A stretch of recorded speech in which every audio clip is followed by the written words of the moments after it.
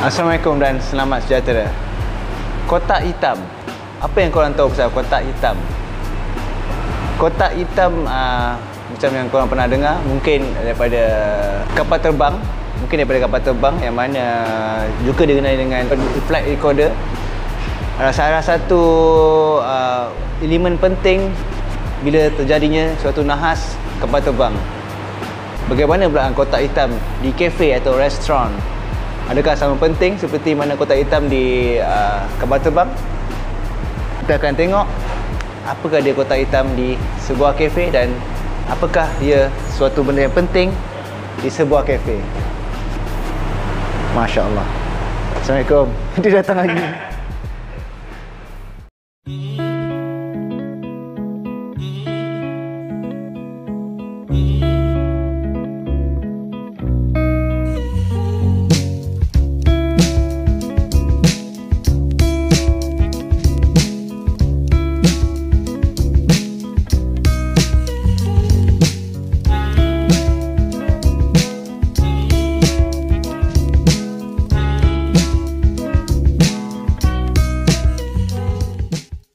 Okey, kotak hitam. Kotak hitam yang saya bagi tahu tadi adalah ini dia. Inilah kotak hitam. Dia color stainless steel, tapi kita panggil kotak hitam. Dikenali dengan nama grease trap ataupun perangkap minyak. Jom kita tengok. Okey, inilah dia kotak hitam yang berada di kafe.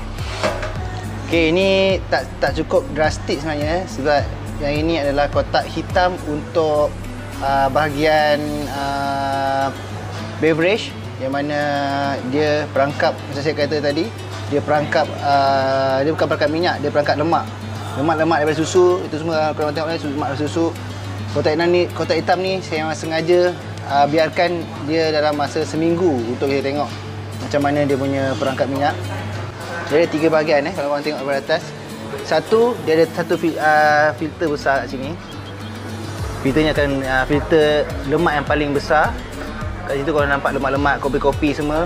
Tengah-tengah ni dia filter air dia. Dan yang terakhir sekali, yang paling jernih. So 3 tempat. So setiap kali korang sebelum habis shift, sepatutnya setiap hari korang kena cuci. Dan hari ni saya akan ajar korang macam mana nak cuci kotak hitam. Jom. Benda-benda penting untuk korang cuci kotak hitam adalah, antaranya ada 4 benda penting. Nombor 1 adalah berus. Berus untuk korang sental. Nombor 2 adalah filter. Filter macam ni untuk korang cedok semua benda-benda yang greasy ataupun berlemak lah. Selain daripada tu, korang juga perlukan sabun. Sabun powder ataupun apa jenis sabun sekalipun boleh. Dan juga bucket ataupun besin pun boleh juga. Salah satu caranya adalah mengeluarkan air dalam kotak hitam tu sendiri dengan menggunakan bucket ni. Cara kedua, korang boleh flush air tu, lalukan air sampai air tu jadi jernih. Tapi cara kedua tu dia memakan masa sedikit, tapi dia lebih bersih lah. Tergantung juga kalau kata korang berada di kitchen, untuk cuci grease trap kitchen agak mencabar sikit sebab dia punya lemak lebih padu, lebih lagi likat. So korang perlukan kesabaran dan korang perlu buat proses yang lebih renyah lagi lah. Untuk saya sebenarnya saya ada sedikit alergi dengan tangan saya. So saya perlukan glove sebenarnya, tapi tak apa. Saya cuba yang terbaik gunakan tangan kanan saja. Dan saya akan tunjukkan cara-cara untuk korang cuci grease trap. Okey? Okey, pertama sekali korang kena onkan air. Okey, onkan air, bagi dia lalu. Sebab kalau tak on air, air dia akan cetek dan korang tak dapat nak tarik semua benda-benda yang macam kotoran-kotoran ni lah. Onkan air dan tengok air dia tengah keluar Mantap. Okey, sambil-sambil tu korang boleh buka dulu filter yang ni. Korang cuci dulu filter ni. Selalunya kalau kata macam okey, ni dia punya kotoran-kotoran semua. Korang kena cari, korang kena buang dulu dia punya kotoran-kotoran degil ni. Ketukkan dalam tong sampah.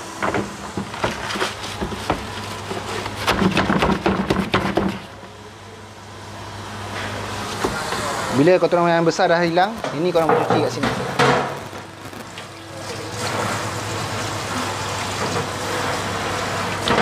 Cucikan semua kotoran.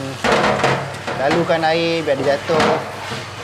Korang jangan risau, ni semua kotoran-kotoran yang biasa je.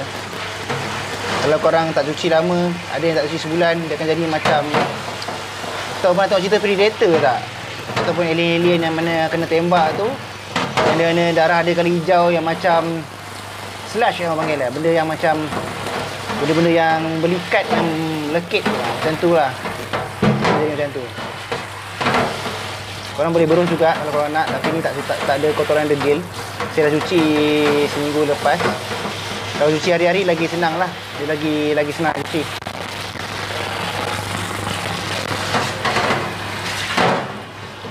Ni teknik yang saya buat ni, saya buat teknik yang pertama teknik yang kedua, iaitu teknik flush. So dia tak perlukan korang untuk keluarkan air lah. Nice. Kita tengok ke sini. Okey, air penuh. Korang boleh kecilkan air dan mula cedok secara pelan-pelan. Alright. Bila korang cedok, korang nampak tu dia punya semua kotoran, lemak-lemak susu semua tu dah terkumpul, dan korang boleh pergi ke tong sampah dan ketuk. Nampak dah hilang. Macam tu lah proses dia. Cedok yang mana atas dulu dan ketuk. Korang juga boleh berus dulu. Berus terlebih dahulu dia punya kotoran-kotoran yang mana kat keliling dinding tu.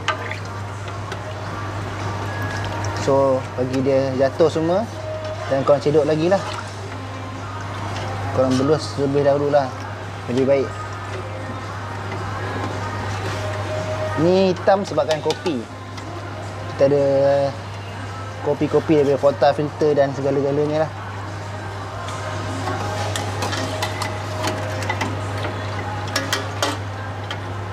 Lepas korang berus semua, korang dah boleh cedok lah.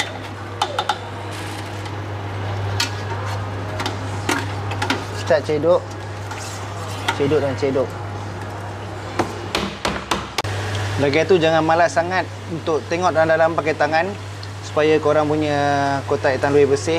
Make sure tak ada benda-benda yang melekat. Kadang-kadang tak semua benda kita boleh berus. Kita perlu juga lihat sedikit dalam tangan, dalam ni ada ke tak ada benda-benda yang macam melikat tu. So far tak ada. Alhamdulillah, kotak hitam ni di-maintain dengan keadaan baik. Kita tunggu, kita kena flush dia. Pastikan air dah running.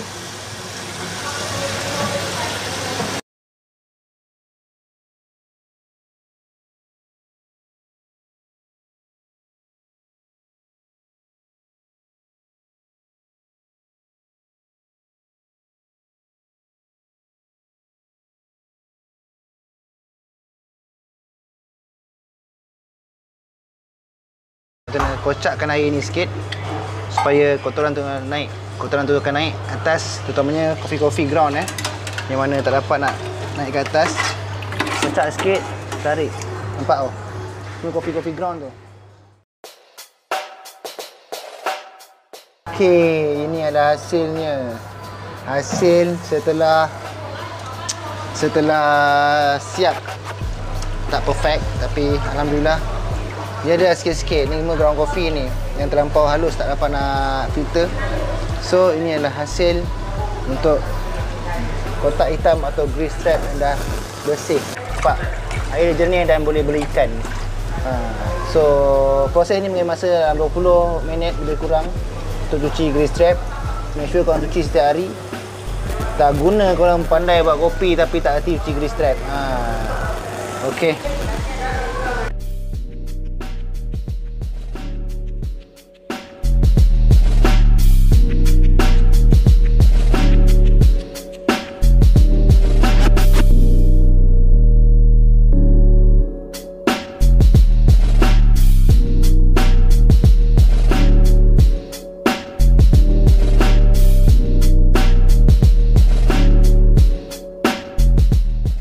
Okey, kita dah selesai cuci grease trap. Grease trap atau kotak hitam.